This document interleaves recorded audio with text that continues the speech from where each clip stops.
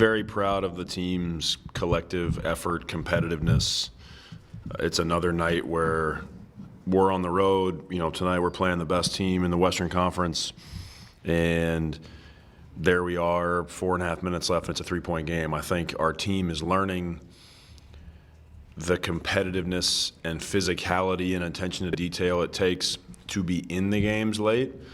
And I think tonight, along with the last game, is an opportunity for us to continue to feel and learn the heightened sense of competitiveness, physicality, and attention to detail it takes to win close games, especially on the road against a good team.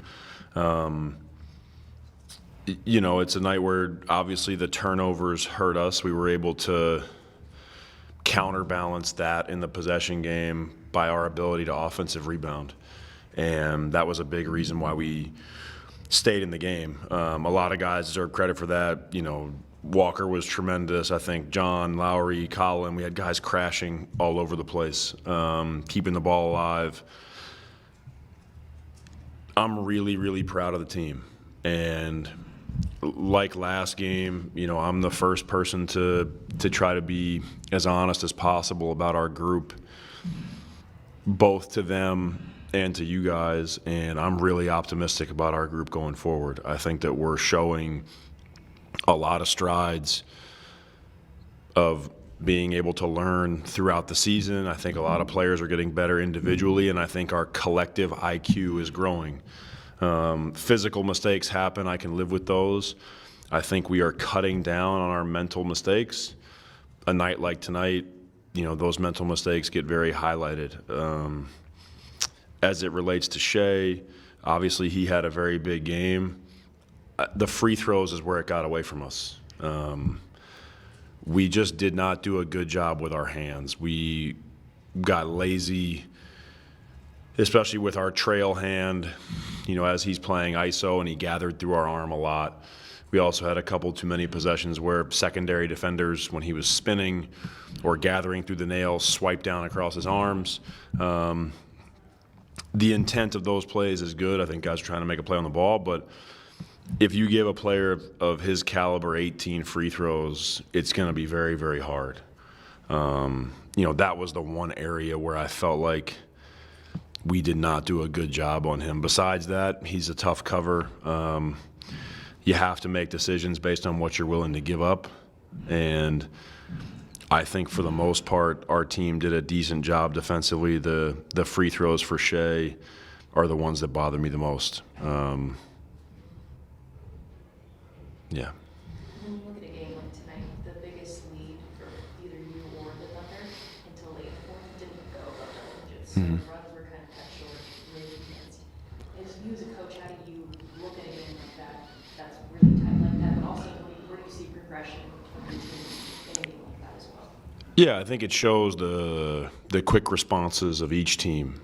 They would make a run, we'd take time out, or then we're able to kind of refocus, and then we'd make our own run. But it's very good for our team to be in those back and forth games. We've been in some games this year that have ended up close, but have been, kind of two massive runs. And that middle part of the game in those types of environments is not the same. Because usually one team sort of lets their guard down. The other team starts playing really free because they have nothing to lose. They're down 20. We've been on both sides of those games this year.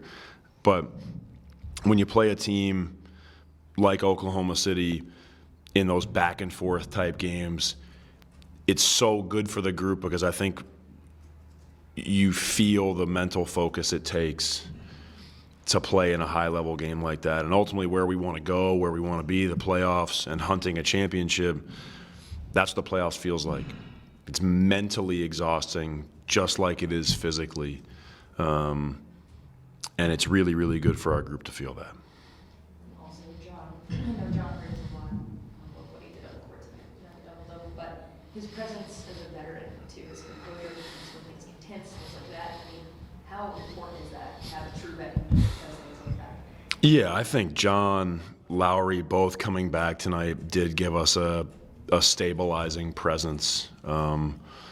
both of those guys are very experienced. They've been in a lot of different environments, and they've played games that have been kind of all varieties by this point in their NBA career. So they're a little bit unfazed by anything that goes on because they've seen it and lived it before. They've both been really, really good from an encouraging standpoint of the young players. But more than the encouragement, I think they've helped the team refocus. Like, hey, man, let it go. Let's focus on this next chunk of play, or let's try to get this one thing executed as we come out of the timeout. And those are the messages we need echoed during the game. They're both wonderful human beings. They're both clearly, very well liked in the locker room and have some great relationships they've built with our young players. But the ability to help the younger guys navigate those hard moments in the middle of the game are what's most important to me. Thanks.